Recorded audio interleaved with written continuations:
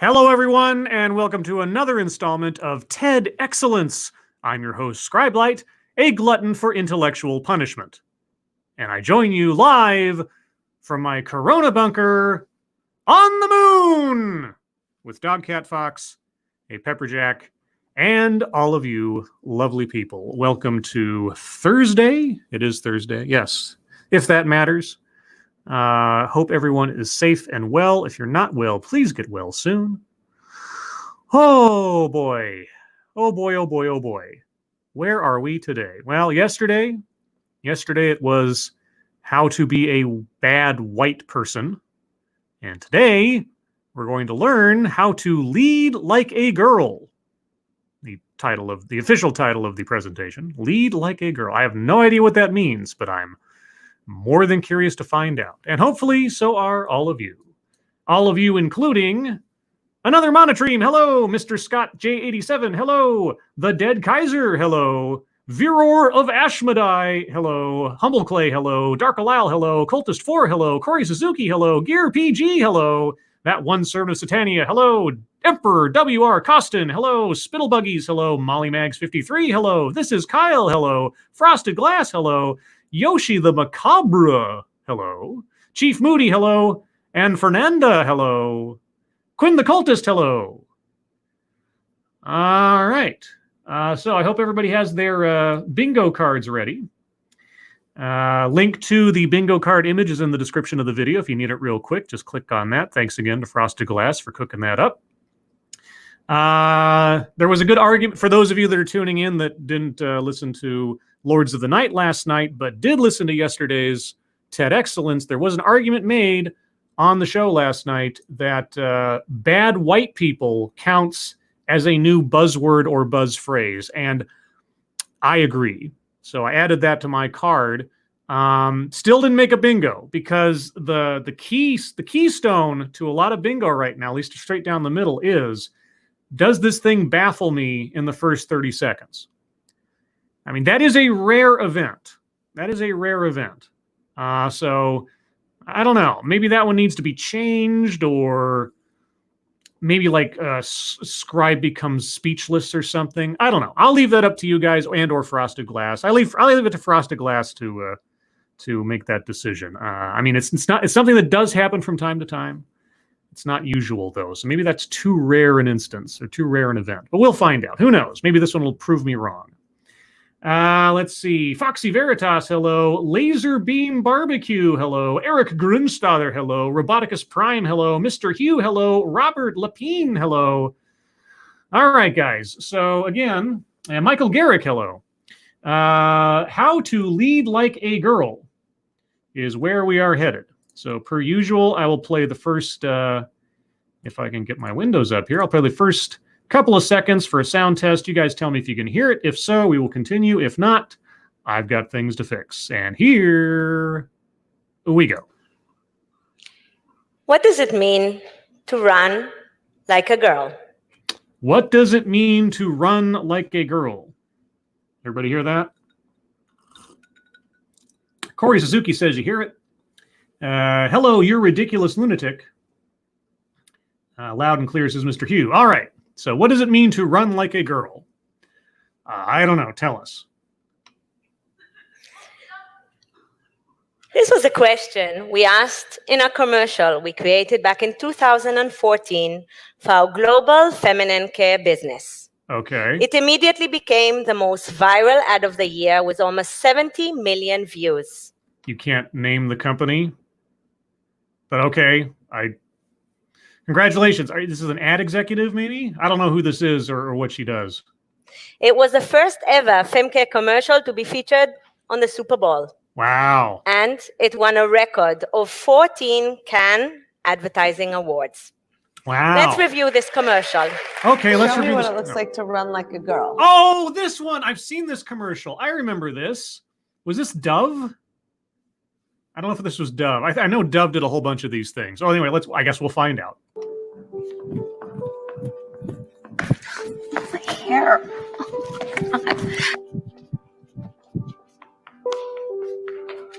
Show me what it looks like to fight like a girl.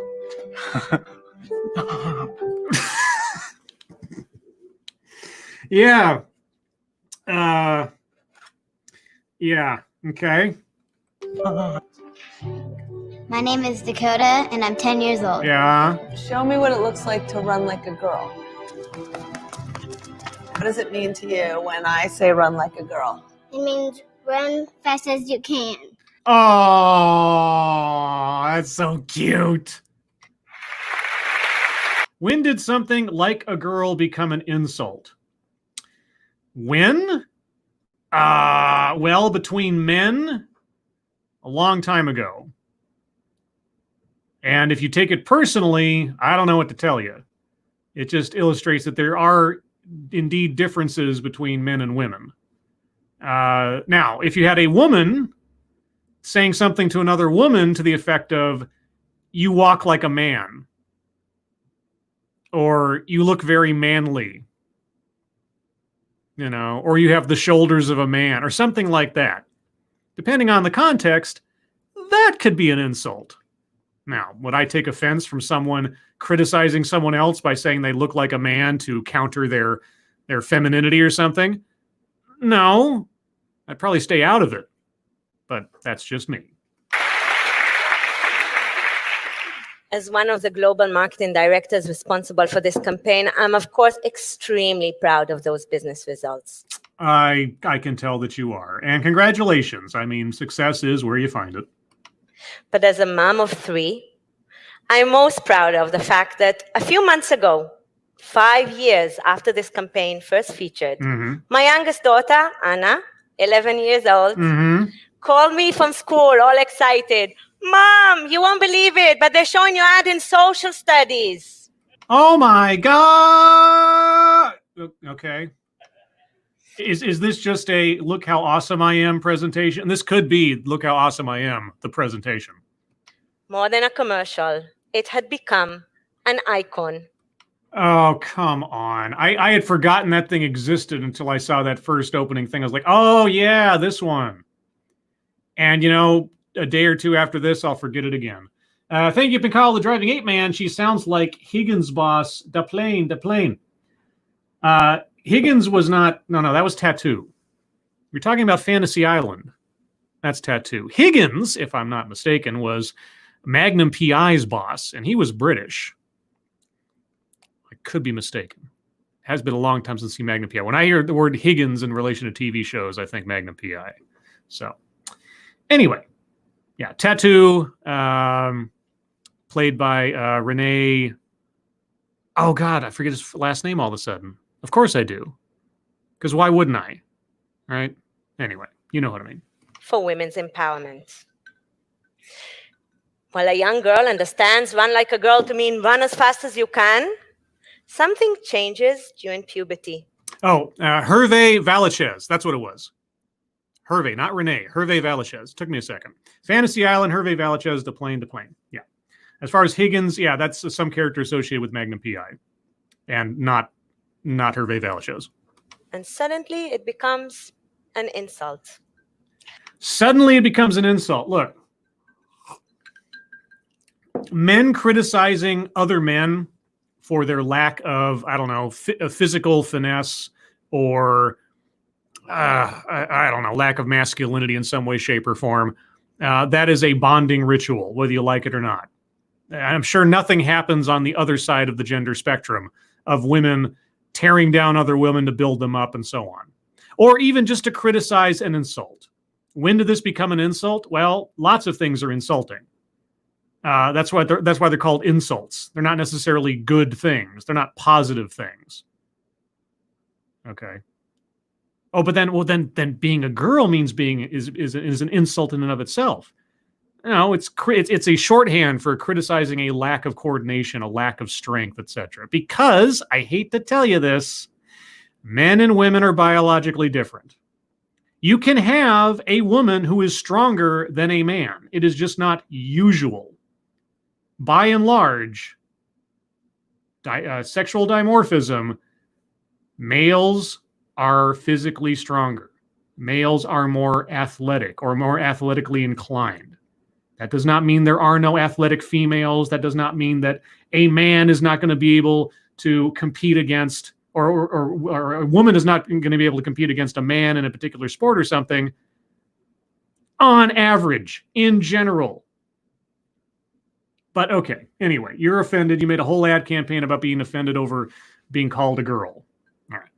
Our goal with this commercial was to change the meaning of words. There's a lot of that going on lately, actually. Defund and disband are the latest words that are going under or undergoing, I should say, a revision of meaning. And we claim the phrase like a girl to mean simply be proud to be who you are. No. I hate to tell you this. If someone says you run like a girl, or you throw like a girl, or you punch like a girl, or something like that, it has the same colloquial meaning. Your ad changed nothing. So I don't know what to tell you. Also, if you call somebody like you're acting like a little boy, right? Or you're crying like a little boy or something. Calling somebody a little boy is also an insult. There's a whole range of things you can turn into insults depending on which side of the equation you're on. Yeah, anyway, I could go on, but why bother?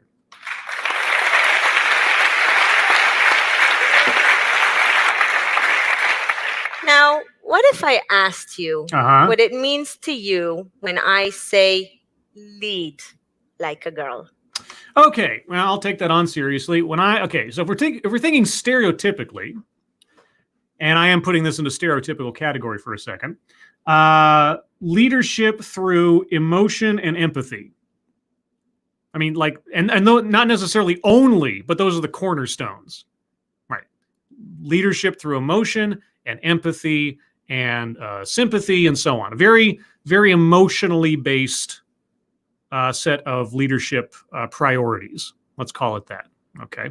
And on the opposite end of the spectrum, you'd stereotypically think of men as more logical, more regimented, more pragmatic, less emotional, so on and so on. Okay.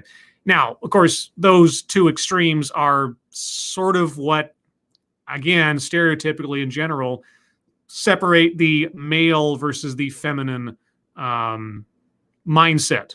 You know, men are from Mars, women are from Venus, and so on. There are inherent differences to how women generally process things and move through the world, and how men generally process things and move through the world. All right. Now, I can't count how many bosses. I mean, actually, most of the bosses I've had in my life have been female or managers. Most of the teachers I've had in my life have been females.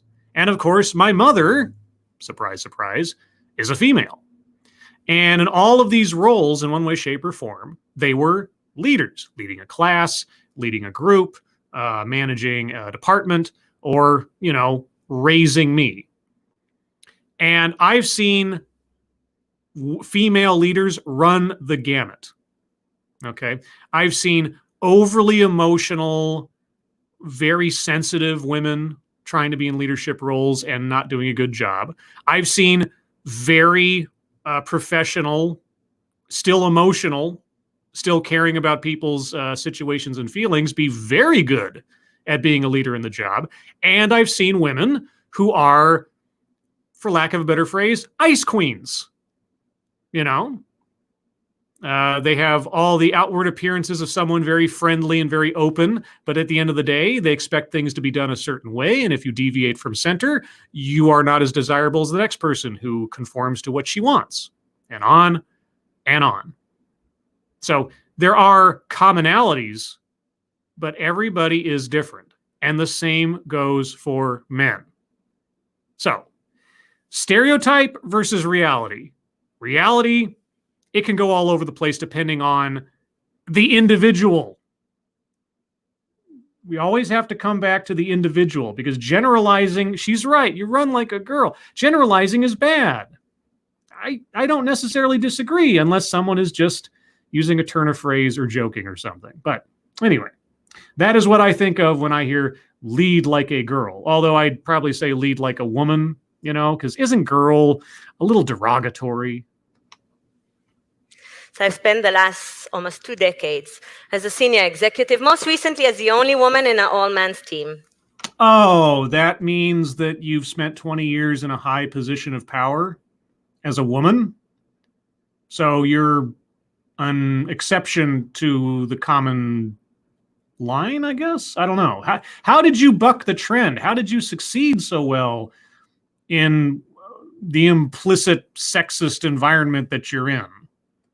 And I believe it's time to reclaim the phrase "like a girl" once more. Reclaim the phrase "like a girl" once more. I thought you already changed the meaning. I thought your icon ad already did that. Or are you just falling back on past successes because you haven't done anything nearly as notable since then? Maybe I'm just being cynical. This time in the world of leadership. Uh-huh. So growing up, my parents always used to say I have healthy chutzpah, cheeky and fearless. Okay, well, that counts as a family anecdote or a childhood anecdote, so we'll put that on there. Let's see, just to double check, I haven't seen Plays Victim yet, technically. This is not by our speakers cell. School to prison pipeline, no. White supremacy, no. Microaggressions, no. Buzzword, not a new buzzword, no. Equity, rape culture, takes credit, systemic, toxic, anecdote that probably never happened. Not yet. Nothing stands out. Leaves out vital context. No. Okay, haven't talked about patriarchy. All right, so we've got, so far, childhood or family anecdote, and I'll also fill in the free space with dog, cat, fox in the middle. All right. I was a competitive gymnast and later a platoon commander, which became my crash course in perseverance. Okay. So for me, doing things like a girl was never much of an insult. Okay, so doing things like a girl isn't an insult depending on context. Oh, okay. I studied psychology and business right here and landed a job as an associate brand manager in one of the largest global consumer companies. Really? Wow, that's amazing. And you were a girl this whole time? Wow, okay. It was a marketeer's dream. Wow. I'll never forget the first meeting that I had with my general manager. It was 1998, and I was in his office because one of my launches hit a wall. Okay. I'm sitting in his office. Uh-huh. And I am so angry and frustrated. Yeah. That suddenly I start to tear. Uh-oh. You lost control of your emotions? I don't know. That might be acting like a girl. Oh, sorry. My manager, Jim, smiles at me and hands me a box of tissues. Because he's being chivalrous and considerate, or is this going to turn into some kind of denigrating insult? And then he looks me dead in the eye and says something I'll always remember. Okay, I can insert a funny, thing that Jim could have said right here that would be hilarious, but I'll be respectful. Dalia, don't you ever be embarrassed for crying in the office again. It's a sign of your passion. I guess that's one way to look at it. You could also say, hey, if you're going to express or radiate a sense of control and leadership in this situation, you need to be more stoic about things and not break down. You need to see difficulties as things to overcome, not things to crawl into a corner and curl into a ball and start crying over. I don't know. I guess maybe it's just sort of different leadership styles out there. And passion is your superpower. Okay, do we believe that Jim actually said these words to her? Because I'm hesitant to think that that's real. Anecdote that probably never happened. Okay, I'm going to say it's a maybe. All right, if we come across a second questionable anecdote as we proceed, that'll count. But that one, I could see someone in a position in 1998, I guess. I don't know. So obviously it wasn't fueled by current standards of interaction in the office. So, all right, I'll give her the benefit of the doubt unless she pulls out another doozy. Okay? All right. Yeah, are you applauding Jim, the man, for mansplaining leadership to the woman? And then he added, and if you ever work for someone that doesn't appreciate that, walk away. They don't deserve you. Yeah, I doubt that one. No. Sorry. She embellished a bit too far there. Like, nah, I don't think that's how it goes. I was so empowered. And for the next 20 years, I had many managers like Jim, and I delivered the moon. You delivered the moon? Okay, my entire opinion about this lady has changed. If she delivered the moon, I mean, I'm on the moon. Wait, you delivered the moon? Wait, are you trying to take away my home? I don't know about you all of a sudden. But it wasn't until I reached the lowest point of my career that I really understood what Jim said and how important it is to lead like a girl. Okay. What was the lowest point of your career? I can only imagine. The lowest point of your career. Also, you felt so empowered by a man telling you how you should behave or how you should see yourself. So without Jim's intervention, a man telling you, a girl, that it was okay to behave like a girl, your entire life course would have been offset? I don't know if that's the message you want to get across. Thank you, Johnny Hellcat. Great. She's Jimmy Stewart. All right. Yeah, right. Exactly. We're going to have is Clarence the Angel going to appear and guide her through her lowest point? It happened almost 20 years later. I left that company to become Chief Marketing Officer of Asia for another big consumer company. Really? Chief Marketing Officer in Asia for a big consumer company. And you were a woman? You have really bucked the trend of so many other TEDx's I have seen that tell me that women have a glass ceiling that they can never overcome, that getting into the C-suite and executives is just impossible. So I don't mean it facetiously. I am glad to see that your dedication and your hard work merited you a high-level position. I thought I landed my dream job. But it took me 1 week into the job to understand that my new manager and I were, how can I put it politely, like fire and water.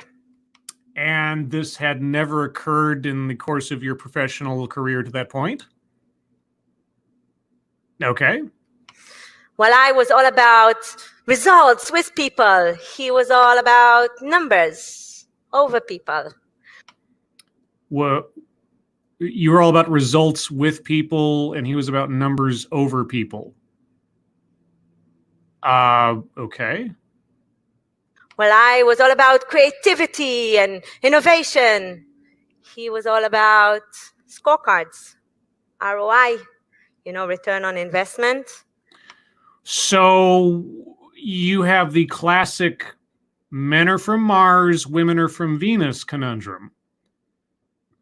Okay. Most days it felt like ROI or you die. Oh, I guess it depends on the business and the circumstance. Okay.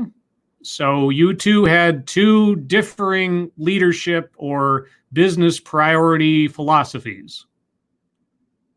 Okay.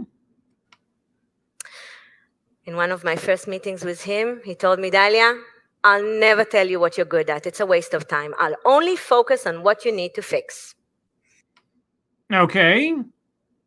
And you're an adult, a professional, and you understand that praise? Do you need that kind of affirmation as a grown adult in an executive position in a professional place? Do you need him to praise you?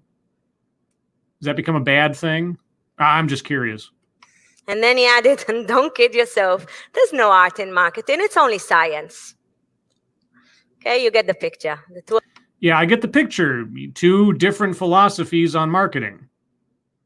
Okay, and is he in his job for no reason? I mean, I suppose he could be somebody's nephew or something, but I mean, without any other information, I'm assuming that he attained his position through merit as well. So he must have had some kind of success to put him there. Are you going to dismiss his perspective out of hand because it just conflicts with your own? Okay. Two of us were like a match made in hell. Uh-huh. So that morning, I'm summoned into his office, and he gives me the usual berating, and I'm holding it in, but then he starts to insult my team, and that's when I become a lioness because I am so frustrated. They work so hard. It's so unfair. You become a lioness. Okay.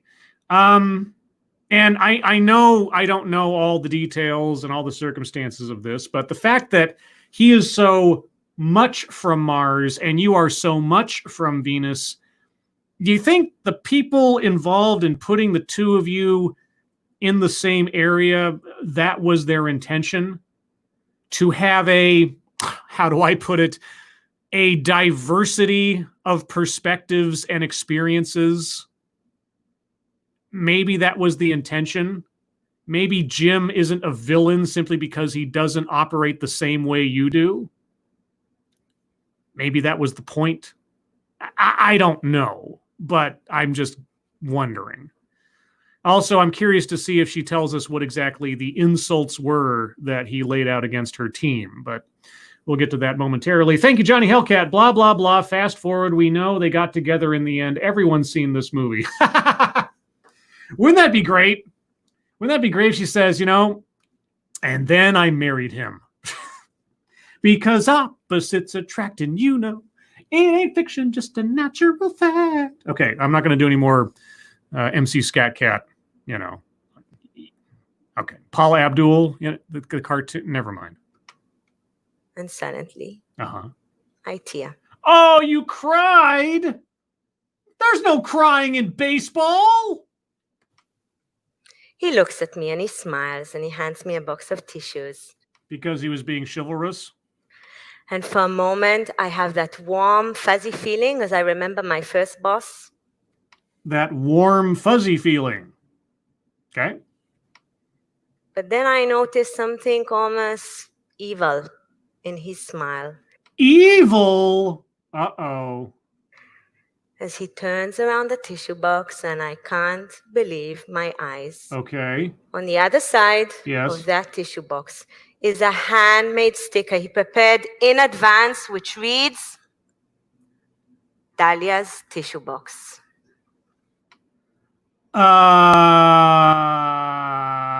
Yeah. I don't believe that. So yeah, okay, if we hadn't already, go ahead and fill in the anecdote that probably didn't happen. Go ahead and do that, because between the first one and this one, somewhere in there, something's being left out, and I don't believe her. So yeah, there you go. And plays the victim. I think that counts as plays the victim. We're edging on it real quick there if we haven't already. So plays the victim. So far I have circled plays the victim, childhood or family anecdote that probably never happened, and free space. If there are any arguments for anything else so far. I haven't seen any word salad. She's been very clear so far. Nothing racist, nothing about privilege. Okay. All right, moving on.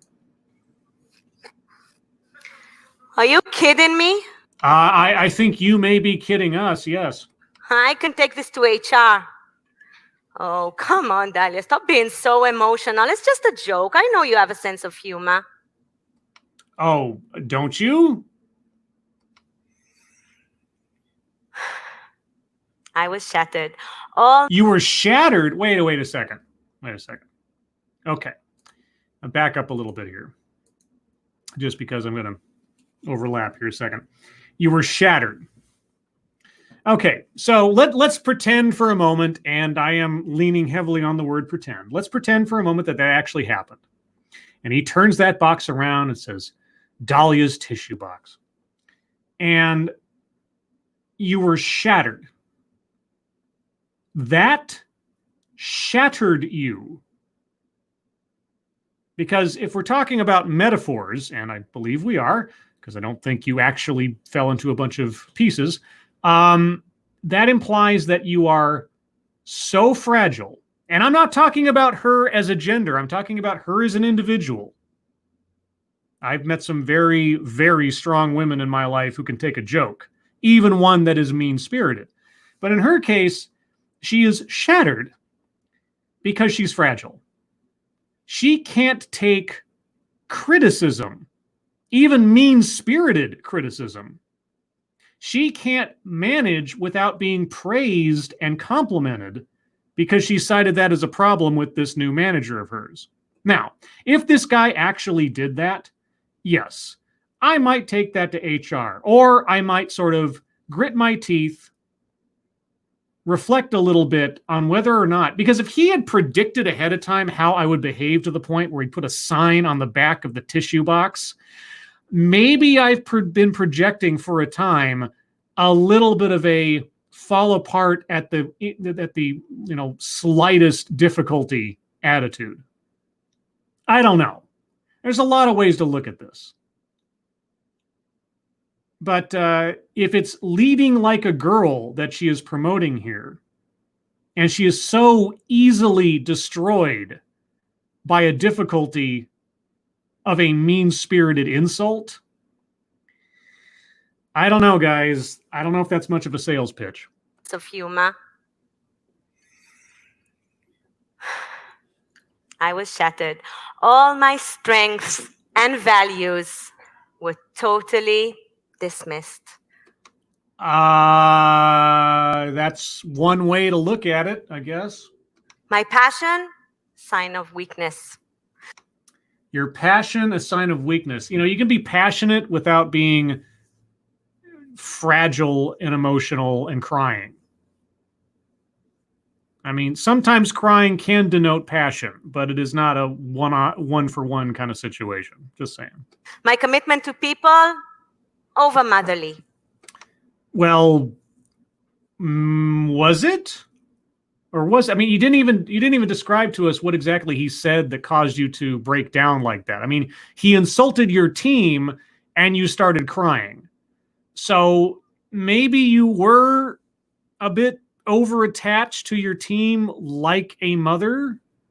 I mean, don't get me wrong, being emotionally attached or emotionally involved with your coworkers, especially if you're working towards a goal and you are a team and a department, that kind of thing, I get that. But isn't there supposed to be, like, you know, a little bit of a professional buffer somewhere in there? A little bit of professional distance? Oh, what am I talking about? We have to bring our whole selves to work these days. The problem is that I allow that to get to me. Yes, you are right. That is the problem. And where did that problem originate? Fear crept in, and I was losing my spark. Yes, and the operative word in there was I was losing my spark. You let manager guy destroy you with a Post-it note. You became so offended and defeated that you became destroyed. Did he do that? No. Okay, maybe we're on to a good part of this this conversation. Maybe she's now going to tell us how she grew up after that incident, because that would be nice to hear, since she was already a marketing executive by that point, 20 years on into her career. Thank you, John Miller. Best life advice I ever got. Quote, you are the only one who can make yourself inferior. Don't let others make you lesser, unquote. She clearly cares about others' opinions than her own. That is what I was, constructive criticism. Now, again, if this guy said what he said and did what he did, he was an asshole. There's no doubt about that. Okay. I still don't quite believe it happened the way that she said it happened in combination with previous statements, but all the same, if he did that, he was being a jerk. It was a joke, a slightly mean-spirited and critical joke, but he was being an asshole in the workplace, and that kind of shit can get you in trouble. Either way, she is responsible for her own self-esteem, because the operative word in self-esteem is self. No one else is responsible for your self-esteem. Okay. Now, when it comes to performance in the workplace or metrics or goals that you have to meet and so on, those are relatively cold equations. Either you meet them or you don't. It's very binary. Is it yes or no? Did you meet this mark? Didn't you? And so on.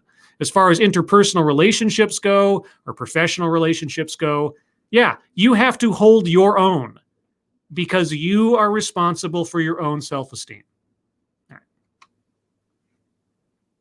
But I wasn't raised to give up. Uh-huh. I loved my team. I loved what I was doing. Uh-huh. I didn't want to quit. Right. Wait. Were you actually considering quitting because of that? A guy makes fun of your over-emotional reputation, and you were thinking of quitting? I don't know how else to take that. Now, I'm assuming she didn't, or else this little saying of hers is going to mean nothing, but that incident brought you to the brink of making a decision on quitting. Did you ever go to high school? Did you ever interact with other girls while you were a teenager? I really have to question some people when they start telling me they fall all over themselves and fall apart over just insults. Like, did you not interact with anyone ever in the course of your entire life who was mean to you? Thank you, Corey Suzuki. The offspring are responsible for self-esteem. Oh, hey, oh, yeah, yeah, oh, yeah. Okay, if you don't know that reference, you're just not a kid of the 90s. What can I tell you? So I decided to persevere. The first year, I did everything I could to change the environment. Okay, you decided to persevere because of a Post-it note joke. Okay. You can't change someone that doesn't want to change. I was wasting time. Uh-huh. The second year I did... Wait. You didn't want to change someone who couldn't change. Wait, was your intention to change your manager? I backed up a little bit. Maybe I misunderstood. Change the environment. You can't change someone that doesn't want to change. I was wasting time. Okay. The second year I did everything I could to change myself. Oh. But I lost myself. What? So much so that at the end of that year, I felt physically sick. You've tried to change yourself, but you lost yourself, so you became physically sick. So breaking down in tears when your team was criticized was the correct way to handle the situation?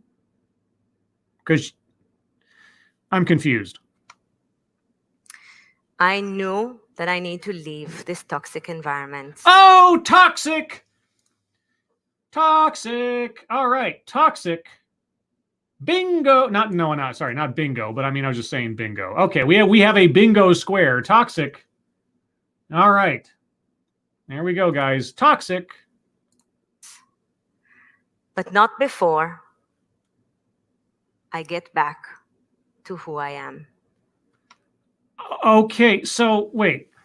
Again, I'm just trying to understand the chain of events here. Your manager makes a joke of you. Okay, in private, by the way. He didn't do this in front of everyone else, but he criticized you in a jerkish way in private. You break down and you decide that's not how you need to manage this situation. The problem is with you. you allowed that to destroy you, and you see that as a problem. And I would agree that is a problem in leadership, in your self-esteem, and so on. And so you changed yourself, but in order to not be that way again, but then you decided that you lost yourself in the process. I don't know what that means. You didn't elaborate. Maybe you will. And so you had to remove yourself. So you decided to quit. So basically, it was a slow process, but that Post-it note drove you to quit. Is that what I am to understand? He wanted science, and I was determined to bring back my heart and my art to the workplace. Oh, boy. And the two can't coexist? There can't be a diversity of opinions and experiences to improve the workplace and to find a happy medium? You can't handle someone working by the numbers or looking at science or something. You have to go with your heart and your art. Okay. So together with my team, we created a campaign that was extremely data-driven, but was also very creative. Oh, so you combined the two philosophies together. What? So did that guy's perspective have merit or didn't it? You just said you unified the two things, which, again, I'll argue somebody up above in the chain of command was probably thinking when he put you two together, oh, but you showed him, you created a campaign that used the qualities of both. Now, you sure got your revenge. Jeez. And when that campaign was the first for our brand to win a special Effie Awards for business results and creativity, I knew I found back my spark. You found your spark by admitting that creativity alone is not going to carry you forward, that data-driven marketing also has merits. You just told us that you just conceded that that guy's perspective on marketing was not without merit. But now you're going to take all of the credit? Wow, okay. And was ready to move on. Okay. These 3 years were very challenging. But I guess that's the reason I'm here today. Okay. I learned to stop relying on external validation. Did you? Because it sure sounds like you didn't. It sure sounds like you constantly need external validation, that any criticism that comes your way shatters you, that the person that was sitting there being shattered by a Post-it note was the person you wanted to return to because trying to change that aspect of you made you lose yourself. You're sending some very conflicting messages here. Because these socially constructed weaknesses were actually my strengths. Socially constructed weaknesses. No. I don't know if you want to rewind this in your own head, but just a few minutes ago, she had the honest self-reflection that she had allowed his criticism to destroy her, and that was her responsibility. That was on her. But now they are socially constructed weaknesses. She is externalizing the blame for her own what insecurities? Okay, yeah, it's society's fault that you're insecure, I guess. Only when I managed to get back to myself was I able to succeed. I didn't predict that. Like, look at that lady's face. She is so excited about this. She is so inspired and enthused by this. God, she is just grinning in inspiration. That is amazing. Wow. I mean, she is so energized. Okay, so you understood a weakness in yourself, and then you tried to change yourself, but in the process you lost yourself, and in the process of that you created an ad campaign that combined the best of both worlds of your philosophy and your asshole manager's philosophy and succeeded. But then you decided, oh, I can't stay here anymore because I'm not getting the artistic validation I need because I didn't come to terms with someone having a different opinion. No. I realized I can move on without that validation. And so to do that, I'm going to remove myself from an environment where I'll be challenged in what I'm doing and thinking. Right. Got it. And just like in the commercial, I learned to lead like myself with passion and authenticity. Doesn't matter what they say. Doesn't it, though? Doesn't it? Because honestly, throughout this entire thing, you saying that now, the phrase, methinks thou doth protest too much, comes to mind. Keep doing it, because it's working. If somebody else says that running like a girl, or kicking like a girl, or shooting like a girl is something that you shouldn't be doing, that's their problem. Because if you're still scoring, and you're still getting to the ball on time, and you're still being first, you're doing it right. Doesn't matter what they say. If you're winning all the time, they're not going to be calling you run like a girl. And most times, quoting something as like a girl is oftentimes directed at men. They're not saying it to the girls as often as they're saying it to other men. I mean, yes, I kick like a girl, and I swim like a girl, and I walk like a girl, and I wake up in the morning like a girl because I am a girl. You are? And that's not something that I should be ashamed of. So I'm going to do it anyway. That's what they should do. Oh, wow, you're so brave. So brave. I'm so inspired. Why can't run like a girl also mean win the race? Because it doesn't automatically mean winning the race. Winning the race means winning the race. Running in a particular style does not inherently mean winning the race. Either you cross the finish line first or you don't. I bet you if you had 10 girls running a marathon side by side at the beginning, one of them will win at the end, and the other 9 will have run like a girl and lost.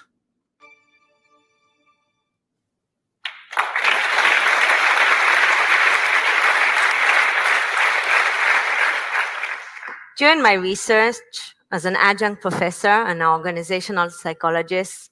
You're an adjunct professor and an organizational psychologist. Wow. Okay. News to me. I've learned that what happened to me is sadly all too common. What happened to you? You got made fun of and fell apart emotionally and mentally? Okay.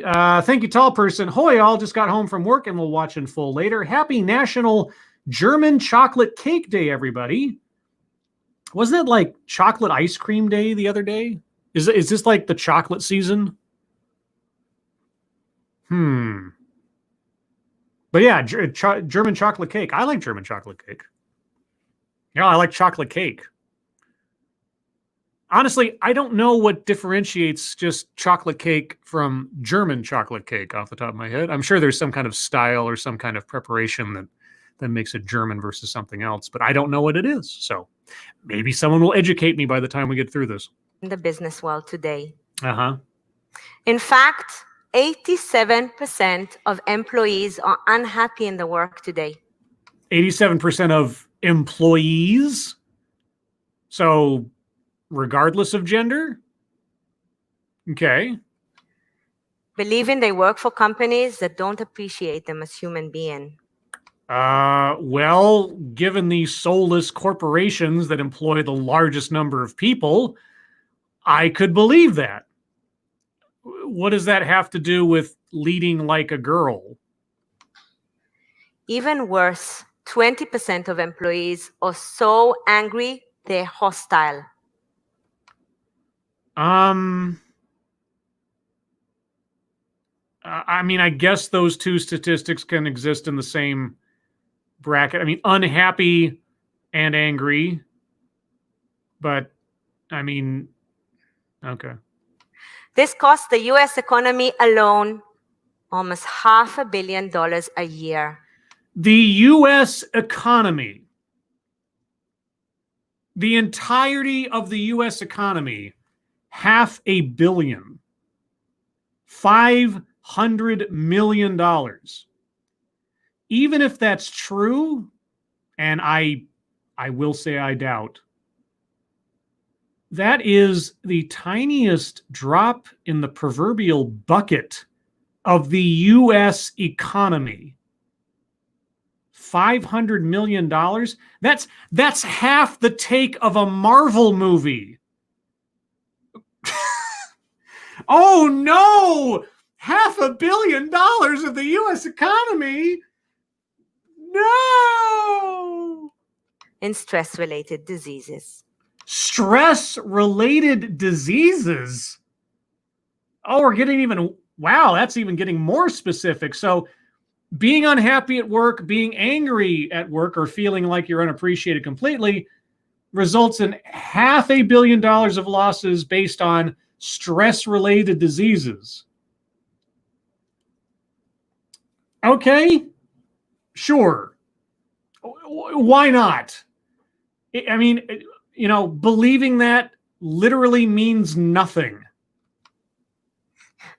Our previous hunter, warrior, industrial efficiency leadership model just don't cut it anymore.